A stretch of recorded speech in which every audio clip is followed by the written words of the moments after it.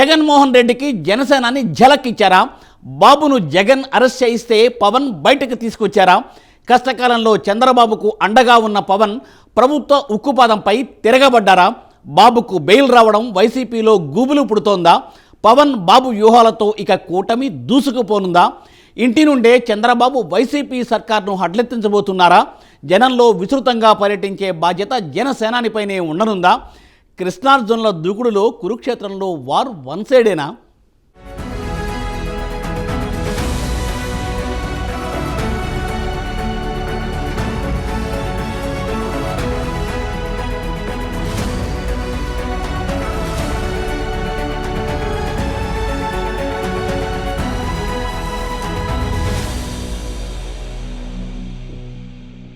Skill development scam కేసులో చంద్రబాబు అరెస్టైన వెంటనే తొలిసారిగా పవన్ కళ్యాణ్ స్పందించారు. చంద్రబాబుది అక్రమ అరెస్ట్ అని, వైసీపీ ప్రభుత్వం బాబుపై రాజకీయ కక్షపూరితంగా కేసు నమోదు చేసిందని ఆరోపించారు.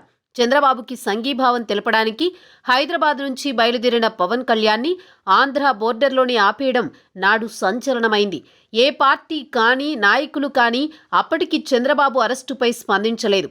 పవన్ కళ్యాణ్ వ్యక్తపరిచిన సంఘీభావాన్ని చంద్రబాబు జీవితంలో మరిచిపోలేనిదని రాజకీయ విశ్లేషకులు చెబుతున్నారు. తెలుగుదేశం పార్టీ కష్టకాలంలో ఉన్న సందర్భంలో అధినేత చుట్టూ కేసులు చుట్టుముడుతున్న వేళ తెలుగుదేశం పార్టీని సీనియర్లు ముందుండి నడిపిస్తారనుకుంటే అది జరగలేదనే చెప్పాలి. చంద్రబాబు జైల్లో ఉన్నప్పుడు సీనియర్లు వచ్చి పార్టీని తమ భుజస్కంధాలపై వేసుకున్నారా అంటే లేదనే సమాధానం వినిపిస్తోంది. ఒకరిద్దరు నాయకులు తప్ప మిగతా వారంతా ఇళ్లకే పరిమితమయ్యారు. ఇప్పుడు చంద్రబాబు కూడా ఈ విషయంలోనే ఎక్కువగా ఆలోచిస్తున్నట్లు తెలుస్తోంది. ఇంతటి కష్టకాలంలో తనకు పవన్ మాత్రమే అండగా నిలబడడాన్ని చంద్రబాబు మర్చిపోలేకపోతున్నారని, అందుకే బెయిల్ లభించిన వెంటనే పవన్ కళ్యాణ్కి ప్రత్యేకంగా కృతజ్ఞతలు తెలిపారని రాజకీయ వర్గాలు విశ్లేషిస్తున్నాయి. నాడు రాజమండ్రి సెంట్రల్ జైల్లో రిమాండ్లో ఉన్న చంద్రబాబును పవన్ కళ్యాణ్ పరామర్శించారు. అనంతరం బయటకు వచ్చి తెలుగుదేశం పార్టీతో పొత్తు ప్రకటించారు. ఎవరూ ఊహించని ఈ హఠాత్ నిర్ణయాన్ని జన సైనికులు సైతం సానుకూలంగా స్పందించి ఆహ్వానించారు. తక్షణం రెండు పార్టీల మధ్య ఐక్య కార్యాచరణ ప్రారంభమవుతుందని వెల్లడించారు. దీనికి అనుగుణంగా పొత్తుల సమన్వయానికి ఇరు పార్టీల తరపున ఒక కమిటీని ఏర్పాటు చేశారు.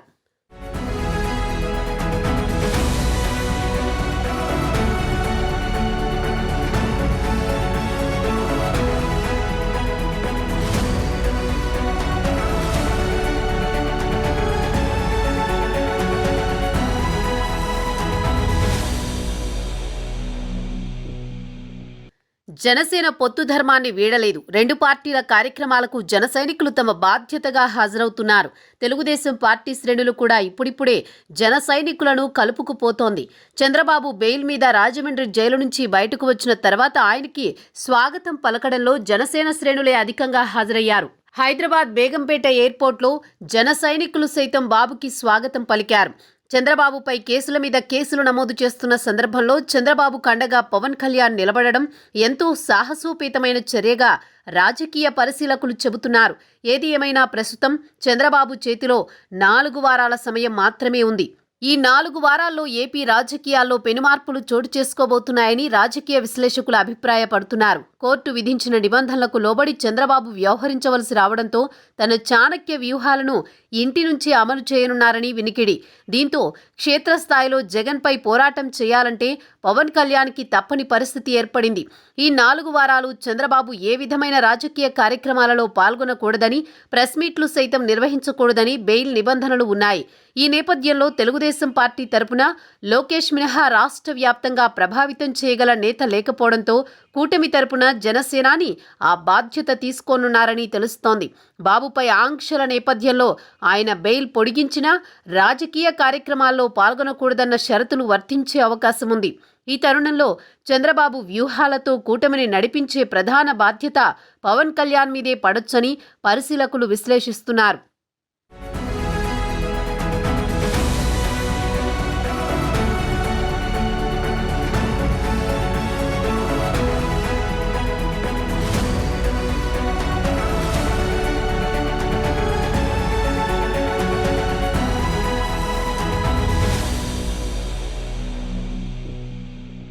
40 ఏళ్ల పాటు రాజకీయాలు చేసిన చంద్రబాబుకు రాబోయే సార్వత్రిక ఎన్నికలు కఠిన పరీక్ష పెట్టబోతున్నాయి. టీడీపీ శ్రేణులు కూడా చావోరేవో మాదిరి పనిచేయనున్నారు. ఈసారి నెగ్గాల్సిన అవసరం టీడీపీ కన్నా, జనసేన కన్నా ఆంధ్రప్రదేశ్ రాష్ట్ర అభివృద్ధికి, ప్రజా సంక్షేమానికి అత్యంత అవసరమనే విషయంలో ప్రజల్లో నెలకొందని తెలుస్తోంది. గడిచిన 5 ఏళ్లలో రాష్ట్రాన్ని మరో 20 ఏళ్ల పాటు వెనక్కి తీసుకువెళ్లిన జగన్ పాలనకు చరమగీతం పాడి రాష్ట్రాన్ని గాడిలో పెట్టాలంటే జగన్ పోవాలి అని పవన్ కళ్యాణ్ చేసే నినాదాన్ని రాజకీయ పండితులు గుర్తు చేస్తున్నారు. గతంలో చేసిన పొరపాట్లను సరిచేసుకుంటూ జాగ్రత్తగా అడుగులు వేస్తే ఈసారి జగన్ను గద్దె దింపడం కూటమికి పెద్ద కష్టమేమీ కాదని విశ్లేషకులు చెబుతున్నారు. కేంద్రంలో అధికారంలో ఉన్న బీజేపీ కూడా దీనికి సంబంధించి కీలక పాత్ర పోషించాల్సి ఉంది.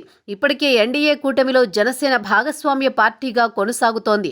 దీనికి తోడు తాజాగా తెలంగాణలో జరుగుతున్న శాసనసభ ఎన్నికల్లో జనసేన, బీజేపీ కలిసి పోటీ చేయనున్నాయి. తెలంగాణ ఎన్నికల తర్వాత ఏపీ రాజకీయాల్లో పెనుమార్పులు సంభవించనున్నాయని రాజకీయ విశ్లేషకులు చెబుతున్నారు. ఖచ్చితంగా బీజేపీ కూడా టీడీపీ, జనసేన కూటమిలో చేరుతుందని అంటున్నారు.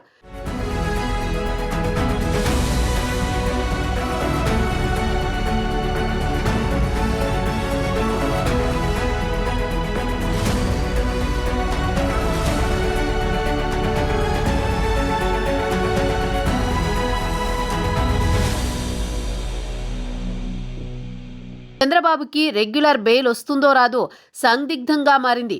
దీంతో జనసేనాని పవన్ కళ్యాణ్ క్షేత్రస్థాయిలో ప్రభుత్వంపై పోరాటం చేయడానికి సిద్ధమవుతున్నట్లు సమాచారం. మరోవైపు లోకేష్ పై కూడా కేసులు నమోదు చేశారు. లోకేష్ ని అరెస్ట్ చేయనున్నారనే వార్తలు కూడా వస్తున్నాయి. ఇంతటి క్లిష్ట పరిస్థితులలో జనసేనాని తప్ప కూటమికి వేరే మార్గం లేదని రాజకీయ విశ్లేషకులు చెబుతున్నారు. చంద్రబాబు వ్యూహాలతో జగన్ సర్కారుపై పవన్ యుద్ధం చేయడం ఖాయంగా కనిపిస్తోందని అంటున్నారు. శ్రీకృష్ణుడి వ్యూహాలతో అర్జునుడు చేసిన యుద్ధంలో గెలుపు దక్కినట్లుగానే వైసీపీపై ఈ ఎన్నికల్లో జనసేన, టీడీపీ కూటమి విజయం సాధించడం ఖాయమని అంటున్నారు. ఇప్పటికే సీఎం జగన్ కూడా రాబోయేది కురుక్షేత్ర యుద్ధమే అంటున్నారు. అయితే ఏపీ పొలిటికల్ కురుక్షేత్రంలో కృష్ణార్జున వంటి చంద్రబాబు, పవన్ కలిసి చేయబోతోన్న యుద్ధంతో వార్ వన్ సైడ్ అవ్వడం ఖాయమన్న వాదనలు సర్వత్రా వ్యక్తమవుతున్నాయి. ఈ ప్రాసెస్లో తెలుగుదేశం పార్టీతో మనం కలిసి వెళ్ళటం, ఎందుకంటే రాష్ట్రానికి మనం ఇవ్వాల్సిన చాలా బలమైన దిశానిర్దేశం ఇవ్వాల్సిన ఆవశ్యకత ఉంది. చరిత్రలో చాలా అతి అరుదుగా ఎవరి అండదండలు లేకుండా కేవలం జనాదరణతో ఇంత దూరం తీసుకొచ్చాం. ఈ రోజున 150 మంది సభ్యులతో, క్రియాశీలక సభ్యులతో స్టార్ట్ అయిన పార్టీ ఈ రోజున 6.5 లక్షల మంది పైచిలుకు మన సభ్యులు. అలాగే తెలంగాణలో కూడా దాదాపు 45,000 నుంచి 65,000 క్రియాశీలక సభ్యులు. అలాగే మనకి ఈరోజు ఆంధ్రప్రదేశ్లో 200 పైచిలుకు రాష్ట్ర కార్యవర్గ సభ్యులు. ఇంత బలంగా ఎదుగుతూ ఉన్నాం. సో మనందరి బలాన్ని ఇన్ని కోట్ల మంది ప్రజలకి మనం ఒక దిశానిర్దేశం చేసేలాగా, వారి భవిష్యత్తుని బంగారుమయం చేసేలాగా మనందరం సమిష్టిగా కృషి చేద్దాం. అలాగే ఇది పార్టీ నేను ఒక్కటి తీసుకునే నిర్ణయాలు కాదు, మీకు మీ అందరికీ తెలియజేసుకుంటుంది కూడా. నేను ప్రజల్లో ఉన్న భావాన్ని చాలా రిపోర్ట్స్ తెప్పించుకొని, అలాగే క్రియాశీలక సభ్యుల ఆలోచన విధానాన్ని ఏం చేస్తున్నారు, ఎందుకంటే గ్రౌండ్ స్థాయిలో, క్షేత్రస్థాయిలో మన కళ్ళు చెవులు క్రియాశీలక సభ్యులే కాబట్టి వాళ్ళందరి అభిప్రాయాన్ని నేను ఎప్పటికప్పుడు తీసుకుంటూ ఉంటాను, రిపోర్టుల పరంగా తీసుకుంటూ ఉంటాను. సో వాటన్ని దృష్టిలో పెట్టుకొని ఈరోజు మనం తెలుగుదేశం పార్టీతోటి కలిసి వెళ్తా ఉన్నాం. సో మనం ఈ వచ్చే ఎన్నికల్లో అందరం సమిష్టిగా ఏమాత్రం చిన్న ఇబ్బందులు ఉన్నా కానీ సరి చేసుకుంటూ ముందుకెళ్దాం. నాకైతే ఇబ్బందులు కనిపించట్లేదు. ఒకటి అరా మానవ సహజంగా కాబట్టి ఒకళ్ళు కనిపిస్తే దాన్ని మీరు పెద్ద మనసుతోటి అందరూ కూడా అందరం కలిసి వెళ్ళిపోయేలాగా దీన్ని ముందుకు తీసుకెళ్ళాలి. ఈ 24 ఎన్నికల్లో వైసీపీ పోయేలాగా, జనసేన తెలుగుదేశం పార్టీ ప్రభుత్వం ఏర్పడేలాగా ముందుకెళ్దాం.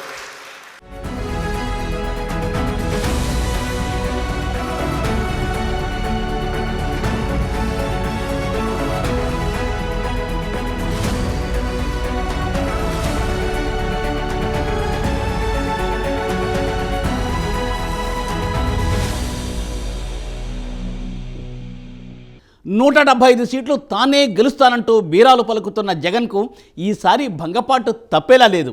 చంద్రబాబు వ్యూహం, పవన్ యుద్ధం వైసీపీని గద్దె దించబోతున్నాయా? మరి ప్రత్యర్థుల వ్యూహాలను తట్టుకుని రాజకీయ కురుక్షేత్ర సంగ్రామంలో జగన్ ఎలా పోరాడబోతున్నారు? ప్రజల మద్దతు ఎవరికి దక్కబోతోంది? ఈ విషయాలన్నిటికీ కాలమే సమాధానం చెప్పాలి.